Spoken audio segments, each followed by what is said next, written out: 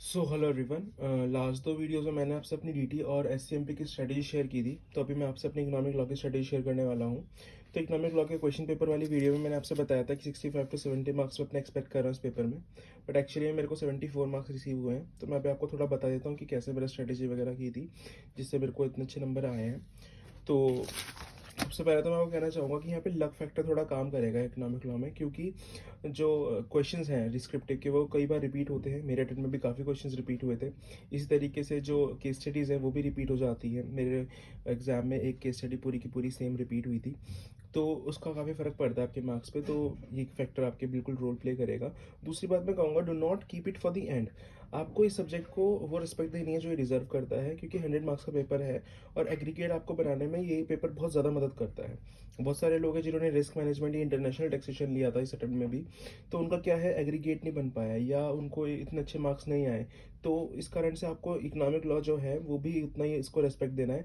100 marks का paper है, आपको एग्रीगेट बनाने में काफ़ी मदद करता है। तो आपको इसको रेस्पेक्ट देनी है जो ये डिजर्व करता है, और इसको साथ साथ शुरुआत से ही पढ़ते चलना है। हाँ, आप इसके साथ इतना कर सकते हैं कि अपने डाउन टाइम में पढ़ें इसको। जैसे कि आपने डीटी पढ़ा या सीएमपी पढ़ा तो आप एग्जॉस्टेड हो गए, उसके बाद आप इसको पढ़ें। बट इसको साथ साथ आपको चलाना है, इसको एंड के लिए बिल्कुल भी पाइल अप नहीं करना है।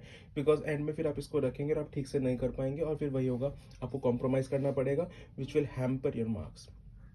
उसके बाद मैं कहूँगा कि be clear with the material. आपको मटेरियल से बिल्कुल क्लैरिटी रखनी है कि आपको क्या क्या मटेरियल रेफर करना है। आपको उसके लिए पूरी क्लैरिटी होनी चाहिए। ज़्यादा आपको एक्स्ट्रा मटेरियल रेफर नहीं करना है, बिल्कुल एम्पल जितना मिनिमम आप रखना चाहें रख सकते हैं उतना रखें, क्योंकि ज़्यादा मटेरियल से कन्फ्यूजन ही होता है और कुछ नहीं होता है। तो मटेरियल अगर मैं बताऊं तो मैंने एक तो स्टडी मटेरियल जो प्लेन अपना होता है उसको रेफर किया था। तो स्टडी मटेरियल का भी मैं आपको एक खास बात अपना बता दूं कि मैंने प्रिंट आउट निकाला था, for the reason that I wanted to note things down in the book itself. तो क्योंकि मैं अलग से कोई नोटिंग नहीं करना चाह रहा था, तो मैंने क्या किया था, मैंने आपको पहले भी बताया था कि मैं अपने पैराग्राफ के बगल में ही अपना हिंदी या इंग्लिश जो भी मेरे को अंडरस्टैंड होता है समरी लिख लेता था। उससे क्या होता था, जब सेकेंड रीडिंग और जब मैंने रिविजन किया अपना एग्जाम टाइम में या कभी भी, तो मेरे को चीज़ें ढूंढने में बिल्कुल भी दिक्कत नहीं हुई है। मैंने सब कुछ अपना इस बुक में ही साइड में लिख के रखा था। हर चैप्टर के लिए किया था, ये एसआरफेसी खुला हुआ है या बेनामी भी मैंने हर चैप्टर में किया था। तो आप भी अगर चाहें तो ये कर सकते हैं। मेरे को इस चीज़ से काफ़ी हेल्प हुआ है, अगर आप चाहें तो आप भी कर सकते हैं। उसके अलावा मास्टर इंडेक्स मैंने सानिध्य सराफ सर का लिया था। तो सानिध्य सराफ सर का मास्टर इंडेक्स जो मैंने लिया था, ये मेरे को काफ़ी अच्छा लगा, क्योंकि इसमें सारी चीज़ बहुत डिटेल्ड दी हुई थी। ऑल्दो एग्जाम में मेरे को इसका इतना इस्तेमाल नहीं हो पाया, रीज़न बीइंग मेरे काफ़ी क्वेश्चन रिपीट हुए थे जो कि मेरे को क्वेश्चन इंडेक्स से मिल गए थे।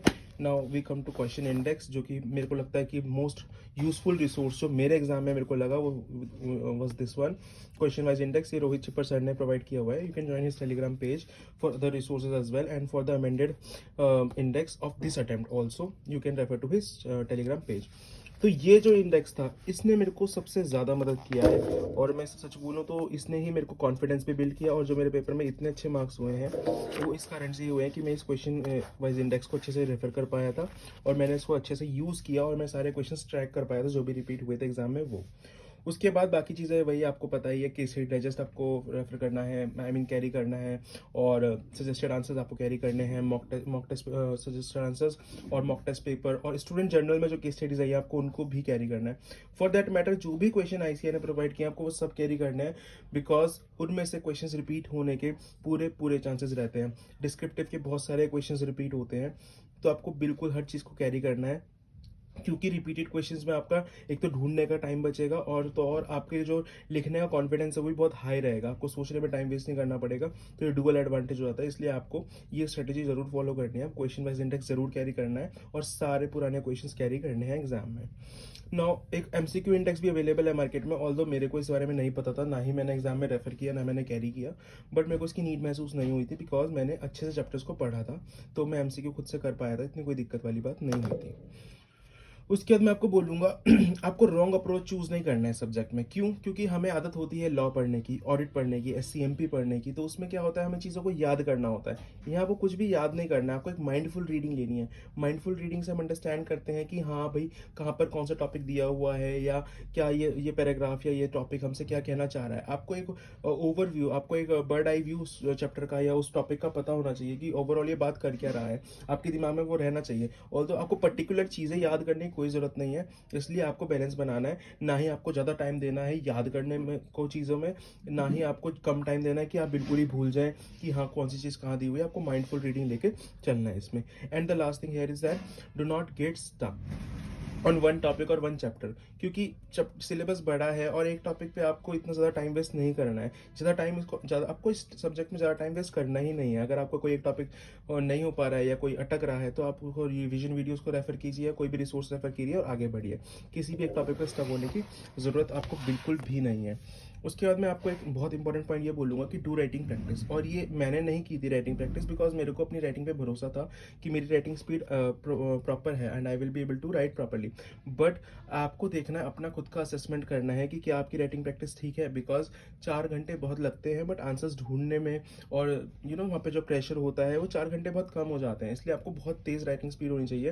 बिकॉज आपके पास जब बुक रहेगी ना, आप चाहेंगे कि आप ज़्यादा से ज़्यादा चीज़ें लिखें। इवन रेलेवेंट आपको लगेगा, रेलेवेंट स्टफ भी बहुत ज़्यादा हो रहा है तो आप लिखना चाहेंगे। अगर आप नहीं लिख पाएंगे तो आप डिसअपॉइंट हो जाएंगे एंड डिसअपॉइंटमेंट का कोई फायदा नहीं है। इसलिए आप पहले से ही अपना राइटिंग प्रैक्टिस करते चलिए, और ये आपको खुद ही असेस करना है कि आपकी राइटिंग प्रैक्टिस ठीक है या नहीं है अपने आप से।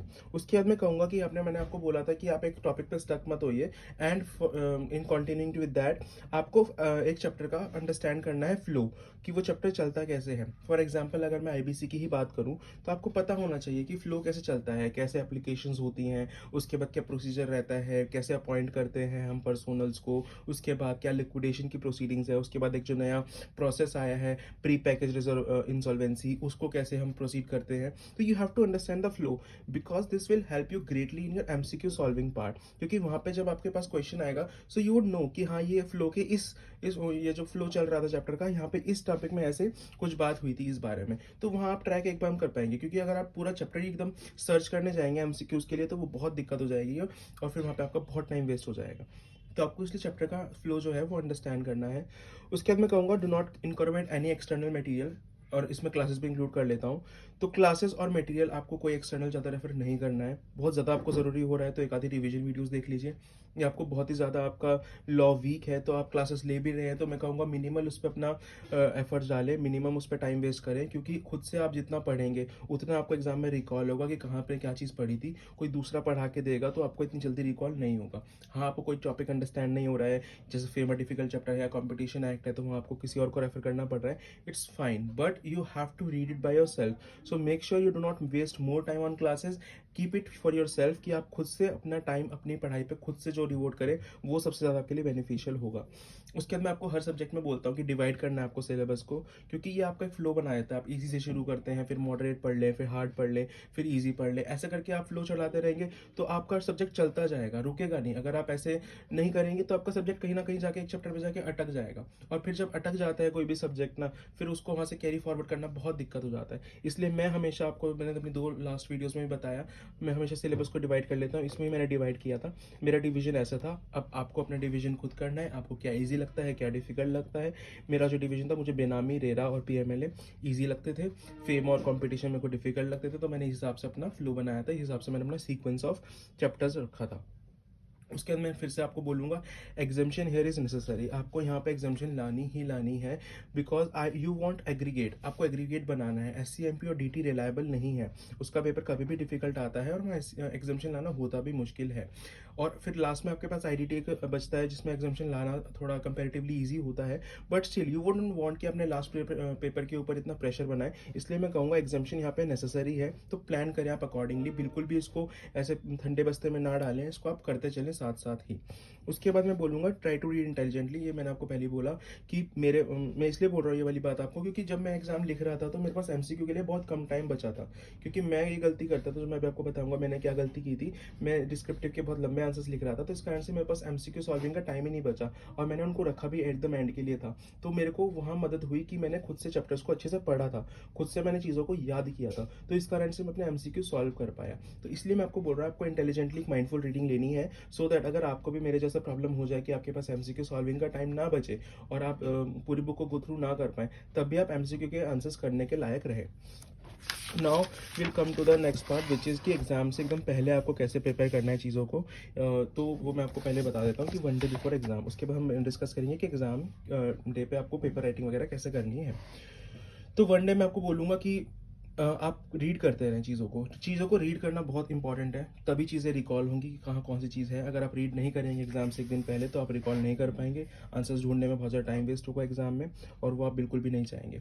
उसके बाद मैं कहूँगा कि आपको राइटिंग मेथोडोलॉजी एक बार अंडरस्टैंड करनी है कि आपको आंसर्स कैसे फाइंड आउट करने हैं। तो इसके लिए आप क्या कर सकते हैं, आप 3-4 केस स्टडीज उठा लीजिए केस स्टडी डाइजेस्ट से, और उनके आंसर्स ढूंढने की कोशिश कीजिए स्टडी मटेरियल में, using your index and using your study material का वो print out what ever it is. तो आपको उसको रेफर करना है, या केस लॉ के मैंने सॉरी मैं आपको दिखाना भूल गया था, मैंने एक केस लॉ की समरी भी कैरी की थी, जो मैंने आपको मटेरियल कैरी करना है उसमें। तो केस लॉ की समरी आपको कैरी करनी है, केस लॉ आईसीआई वाले कैरी मत कीजिएगा, वो काफ़ी ज़्यादा टायरिंग, काफ़ी ज़्यादा टीडीएस है, वो आप नहीं कर पाएंगे। तो मैंने ये सरिता सराफ सर की समरी निकाल ली थी, और समरी की भी समरी लिख ली थी, जस्ट लाइक स्टडी मटेरियल मैंने हर चीज़ की समरी लिख ली थी। तो आपको ये भी कैरी करना है एग्जाम में, और इसको भी आपको रेफर करना है। This is very important. So या coming back to the strategy points, so do 2-3 case studies, वो मैंने आपको भी बता दिया कि 2-3 आपको केस स्टडीज करनी है, आंसर आपको ढूंढने हैं कि आप ढूंढ पा रहे हैं नहीं ढूंढ पा रहे हैं, आपको मेथोडोलॉजी अंडरस्टैंड करनी है, अपने माइंड को से ट्रेन करना है कि हाँ हमें एग्जाम में आंसर ढूंढने हैं। उसके बाद मैं कहूँगा read the index of question paper. मैं रीड नहीं कर पाया था ये क्वेश्चन पेपर इंडेक्स, ऑल्दो अगर मैं क्वेश्चन पेपर इंडेक्स रीड कर लेता तो शायद से मेरे को थोड़ा सा और टाइम बच जाता, बिकॉज मैं इससे बिल्कुल ही अनफेमिलियर था एग्जाम में, तो मुझे थोड़ा ज़्यादा टाइम लग रहा था इस क्वेश्चन बैंक में चीज़ें ढूंढने में। बट अगर आप इसको 1-2 बार पहले पढ़ के जाएंगे तो आपको एग्जाम में मदद करेगा।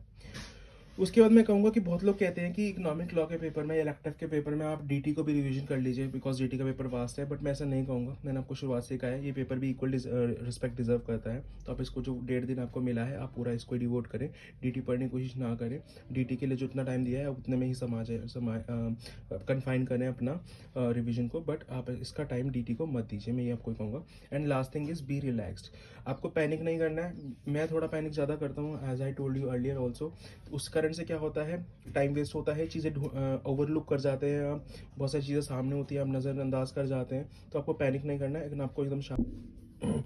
Now coming to the most important part which is exam में आपको कैसे पेपर को रीड करना है, कैसे आपको पेपर राइटिंग करनी है, वो भी बहुत ज़्यादा मेजर रोल प्ले करता है। सबसे ज़्यादा मेजर रोल इसी चीज़ का ही होता है, मैं आपको हर वीडियो में बोलता हूँ paper writing is the key. तो सबसे पहले तो 15 मिनट्स में जब आपको पेपर मिलेगा तो आपको एमसीक्यूज को गो थ्रू करना है, अंडरस्टैंड करना है कि कौन से चैप्टर से पूछा गया है, क्या वो चैप्टर्स आपने अच्छे से पढ़े हुए हैं, क्या वो आपका स्ट्रॉन्ग पॉइंट्स हैं, वहाँ से आपको ट्रैक करना है एमसीक्यूज को। एंड सेकंड थिंग इज आपको डिस्क्रिप्टिव क्वेश्चंस देखने हैं, और उसके साथ साथ ये क्वेश्चन बैंक इंडेक्स को रेफर करना है कि क्या कोई क्वेश्चंस रिपीट हुए हैं, बिकॉज यही आपको शुरुआत में कॉन्फिडेंस देगा कि आपके पास एक ऐसा क्वेश्चन है जो रिपीट हुआ है, आप उसको कॉन्फिडेंटली लिख सकते हैं, और आपको एक कॉन्फिडेंस बूस्ट देगा, और आपका एक माइंडसेट ऐसा बन जाएगा कि हाँ आप इस पेपर को कर पाएंगे। तो आपको ये दोनों चीज़ें शुरुआत में करनी है, और उसके बाद आपको केस स्टडी अपनी चूज़ करनी है। उसके बाद मैं आपको कहूँगा आपको केस स्टडी पूरी कोई भी रीड नहीं करनी है, 15 मिनट्स का टाइम आपको इस चीज़ पे वेस्ट नहीं करना है कि आप केस स्टडी को रीड करने जा रहे हैं पूरी की पूरी। आपको सिर्फ लास्ट में एमसीक्यूज और डिस्क्रिप्टिव देखना है क्वेश्चन रिपीट हुए हैं, and you have to track which chapters has been asked, क्या वो चैप्टर्स आपके स्ट्रॉन्ग पॉइंट्स हैं, और इस हिसाब से आपको आगे मूव फॉरवर्ड करना है। उसके बाद मैं बोलूँगा कि जब सजेस्टेड आंसर्स आपको मिल गए कि एक क्वेश्चन रिपीट हुआ है या कोई केस स्टडी रिपीट हुई है, तो आप वर्ड बाय वर्ड कॉपी का मत कीजिए, 1-2 बीच में सेंटेंसेस छोड़ दीजिए। आप वो पूरा आंसर कॉपी पेस्ट कीजिए, बट उसमें 1-2 सेंटेंसेस छोड़ दीजिए। मैंने गलती की थी, मैं नहीं चाह रहा था कि मेरा आधा नंबर भी कटे, तो मैं पूरी केस स्टडी एकदम कॉपी पेस्ट कर रहा था, जिस कारण से मेरे को टाइम कंस्ट्रेंट्स हो गए, मेरे पास टाइम कम बच गया एग्जाम में, और वहाँ पर मेरे को थोड़ी दिक्कत हो गई थी पूरा पेपर सॉल्व करने में, पूरा क्या कहते हैं पेपर कंप्लीट करने में।